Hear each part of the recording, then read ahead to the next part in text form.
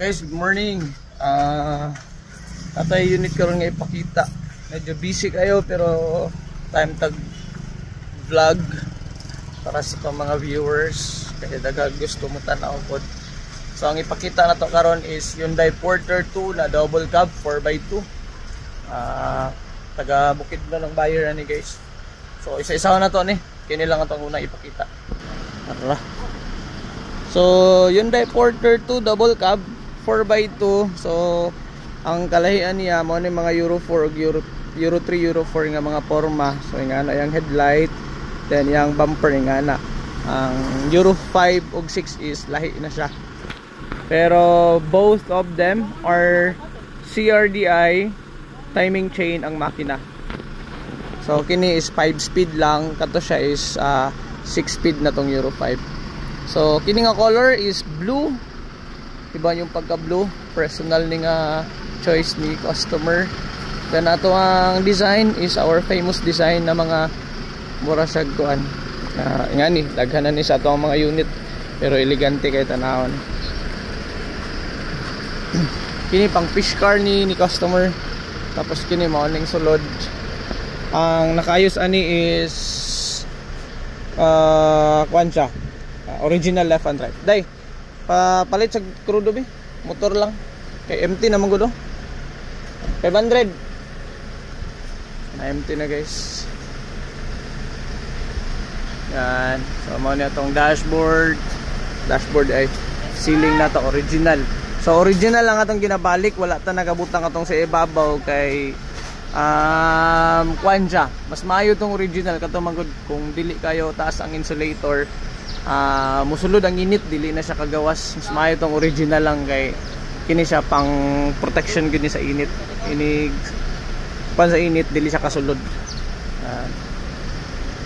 Diri natay kon. Kini mga original ni tanan guys ha, surplus ni tanan. So kung naay mga ginagmay nga mga gisi-gisi, that's part of being surplus. So wala may brand new gud ani. Pati tanan na original kini, original yahagyon ni gikan sa Korea. Kini amo lang ning gipatahi. Ito lang, pinagawa lang namin to. Pero lahat yan original. Ito, seat cover natin is pinatahi lang din natin. Gwapo kayo. So 3 seaters dito. So si customer nag-request baguhan nagligid, dako lang ning ligid pero si customer na bahala ani. MRF ang atong ligid sa tubangan. Brand new ang ligid ani niya, nag-add lang si customer. And the price is by a trade-in price ato ang ligid.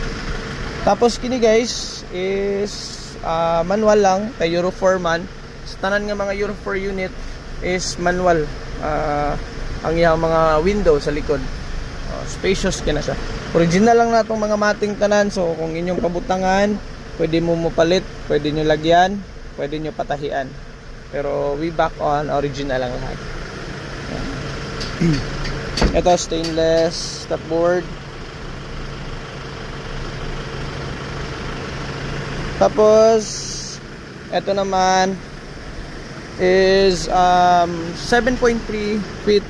May 6 feet pero mostly ito yung sukat ng ating unit. Pero may mga 6 feet naman na 4x2. Pero mostly ito. So iba tong design ni customer na canopy. Dito wala na sa likod kasi nga kargahan ng isda.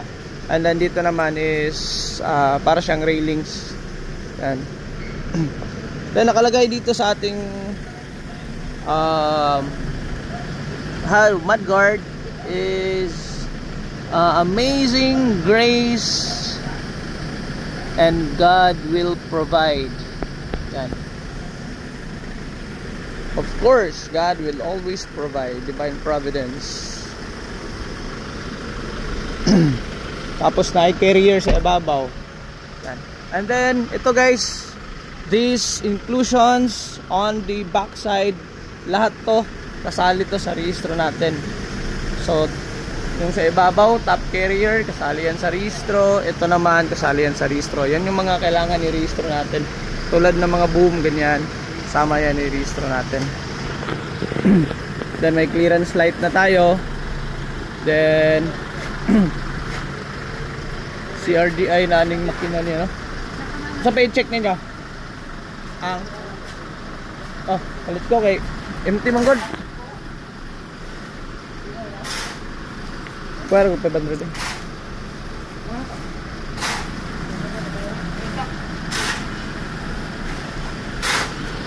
So dagan tagi feature dito, isa-isahon lang nato na. Pinila sa atong unang i-feature. By the way guys, ang price nga niabot ani is more 460 yata to. Kalimot ko. 460 or 470. Brand new na og ligid. Price. So final check. Ito yung listahan ng pag-check namin. Because as much as we can, we will release unit na fully ano yun, pero sa dili man malikayan kay siyempre chap maguning unit na to. Pero kinitanan guys, from fuel filter to dashboard, lights, motor parts, interior accessories, exterior accessories, under chassis, these are all checked. Dapat naka-check to lahat. Pero minsan yun nga, as part of being surplus and chop siya, so minsan may mga, pero very minor lang yung mga ganun. And so ito, touchscreen din yan guys, naka touchscreen. No, may sa amin. Day so final check nila, jigger atong tig-check diri ang manghod, naka-hit sudlay pa oh.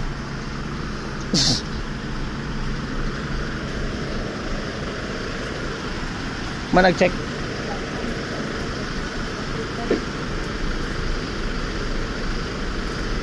Yapil din ninyo niyo, yung gray.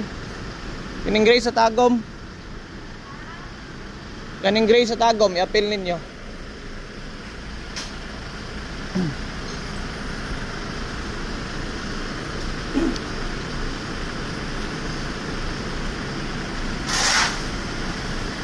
So, yan guys.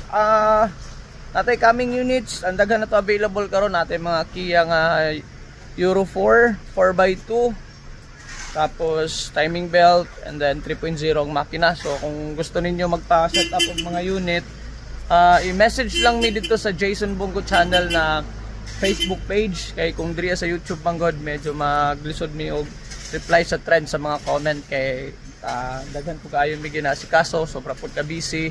Then we have a lot of customers pod nga di na demand. So dito na lang kay naman mi gi-hire nga tig-reply dito sa Facebook page. Kung ma-delay po namong reply, pasensya jud kayo kay busy jud. Ilang. So mo to siya. Salamat kayo sa inyong pagtanaw. God bless everyone.